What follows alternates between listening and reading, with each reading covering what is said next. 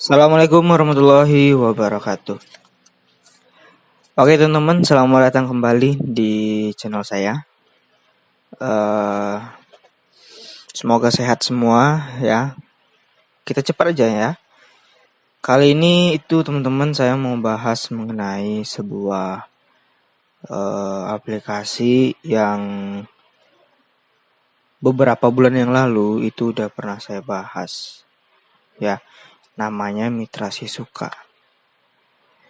Oke, jadi aplikasi ini dia sistemnya e-commerce ya, menjanjikan keuntungan. Oke. Dan sangat disayangkan di sini mereka menggunakan skema Ponzi money game.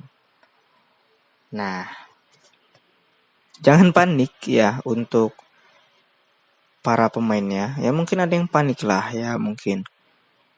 Tapi bagi saya ini bukan satu hal yang asing lah ya bagi saya ya. Karena saya tersendiri udah banyak sekali pengalaman saya bongkar money game. Jadi ya endingnya memang seperti ini gitu ya. Penarikan nggak bisa, websitenya nggak bisa, terus ya dipermasalahin lah untuk penarikan, withdraw, dan juga kejelasannya nggak ada kejelasan gitu. Ya scam lah kalau bahasa apa ya, tahapnya gitu ya. Kan kalau Ponzi itu ada tahap rekrut member ya, gencar rekrut member. Terus ada tahap membayar gitu, dan endingnya yang nggak dibayar gitu. Itu tahap akhirnya, yaitu scam. Banyak scam itu bisa websitenya nggak bisa diakses ya, bisa jadi diblokir sama Kominfo gitu ya, karena meresahkan.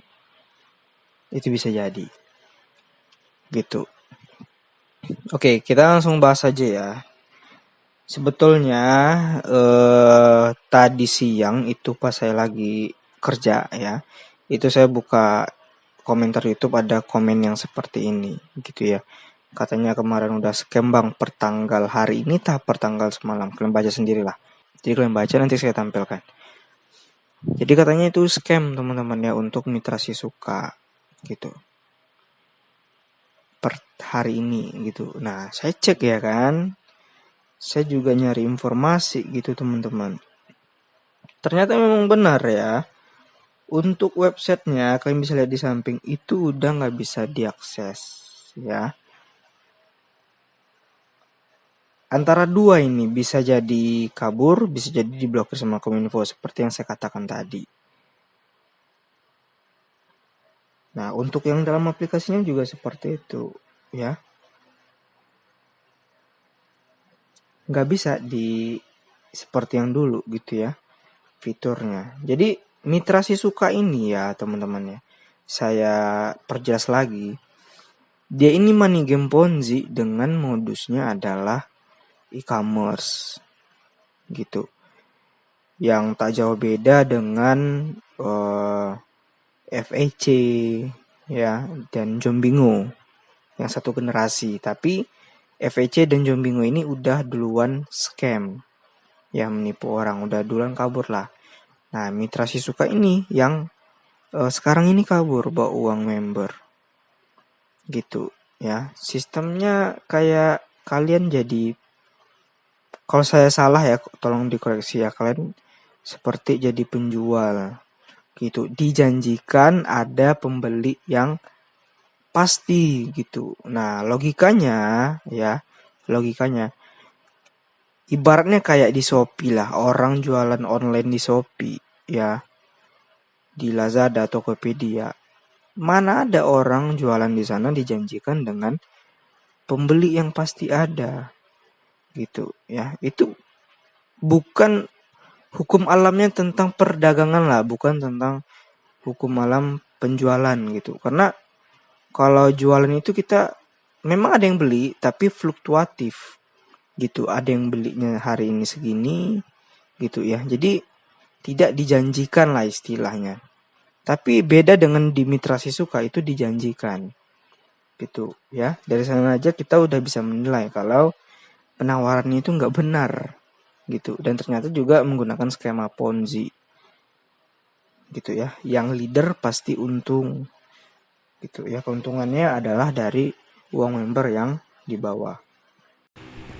Nah, oke, gini ya teman-teman ya.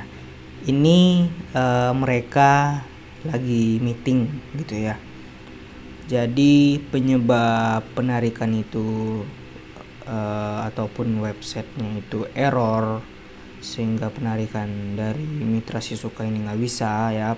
Kalau error kan udah pasti nggak bisa login dulu, login kan nggak bisa narik tuh. Nah, penyebabnya itu adalah gara-gara petingginya itu lagi meeting, katanya seperti itu gitu. Saya ngajak berpikir secara logika gitu ya. Kalaupun mereka meeting, kenapa harus mematikan yang namanya websitenya? Kenapa harus mematikan yang namanya aplikasinya? Gitu. Sehingga penarikan terhenti. Ya, ini semua hanyalah alibi mereka biar kalian itu nggak bisa narik. Gitu. Nggak jauh beda dengan Ponzi yang lain. Ketika udah scam, nggak mau bayar orang, itu banyak sekali alibi yang dibuat. Entah itu meeting, entah itu audit, entah itu maintenance, perbaru perusahaan aplikasi gitu. Bank yang tutup di hari Sabtu Minggu gitu. Itu semua nggak usah didengar lah gitu ya. Apa hubungannya meeting dengan penarikan? Ya. Gini, ketika kalian punya akun e-commerce di Shopee, Lazada, Tokopedia ataupun aplikasi keuangan yang lain lah yang ada nampung uang kalian, ketika mereka maintenance, apakah ataupun petingginya ada urusan di sana, entah meeting, entah apalah gitu ya, di perbincangan oleh mereka, apakah pernah teman-teman menjumpai aplikasi yang kurang lebih serupa dengan Mitra Sisuka seperti Shopee, e-commerce yang lain lah gitu? Apakah teman-teman jumpa mereka mematikan website? Tidak kan? Yang ada, kalaupun maintenance, diberitahu untuk kapan bisa melakukan penarikan gitu, kapan maintenance-nya selesai gitu, maksud saya gitu ya, logika ya gitu. Nah, ini tampilan ada jumlah kerugian dari pemain-pemain ya, udah ngelis nih ya, kayak biasalah kayak ponzi yang sudah kalau ada yang tertipu ya mereka buat daftar kerugian yang seperti inilah, kurang lebih ya sama lah gitu ya. Nah, ini juga udah ada ya. Nah, juga nama grupnya udah berubah nih teman-teman ya, jadi Scam Sisuka nih ya. Total kerugian ada yang rugi sampai 11 juta gitu ya, bahkan ada 38 juta. Aduh, takutnya yang ngelis di sini adalah yang ngaku-ngaku korban gitu ya, para leader yang ngaku-ngaku korban biar nggak ditagih dengan bawahannya. Karena di skema Ponzi ya, yang bawa orang yang jadi leader itu udah jadi pasti tersangka gitu ya, jadi tersangka. Jadi liciknya dari leader ini juga ngaku sebagai korban gitu biar nggak disalahin gitu. Jadi kadang mereka yang ngelis di sini belum tentu semuanya adalah korban gitu ya teman-teman ya. Nah, ini ada juga orang yang nunggu kepastian lah mungkin ya, kalau menurut saya nunggu kepastian tentang withdraw mereka di Mitra Sisuka gitu ya, di depan kantornya gitu ya. Dan saya rasa ini beneran korban ya, karena kalau para leader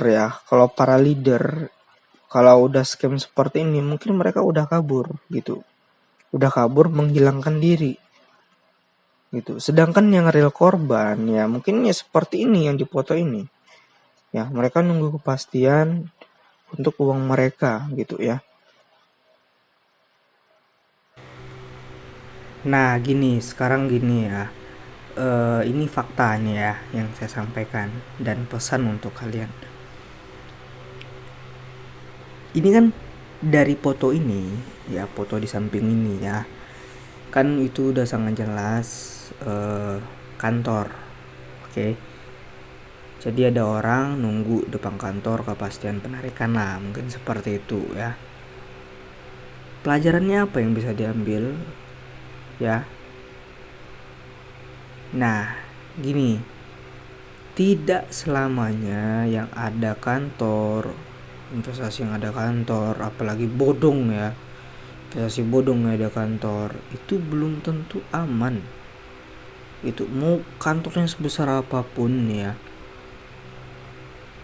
kalau skema Ponzi ujung-ujungnya di dalamnya, tidak ada gunanya kantor itu. Karena kebanyakan ya yang saya lihat kalau udah scam Ponzi yang ada kantornya itu kosong, menghilang, takut di demo tuh ya para petingginya, sama kayak di foto ini gitu simpelnya ya. Jadi dari video ini saya sampaikan ya teman-teman ya, hati-hati kalau main ataupun tergiur dengan yang bodong gitu ya. Saya ini udah berapa kali lah bongkar-bongkar kayak gini nih ya, dan semua ending ceritanya ya pasti sama, kantornya kosong, websitenya habis, hangus, itu gak guna websitenya lagi gitu ya. Silakan dipikir untuk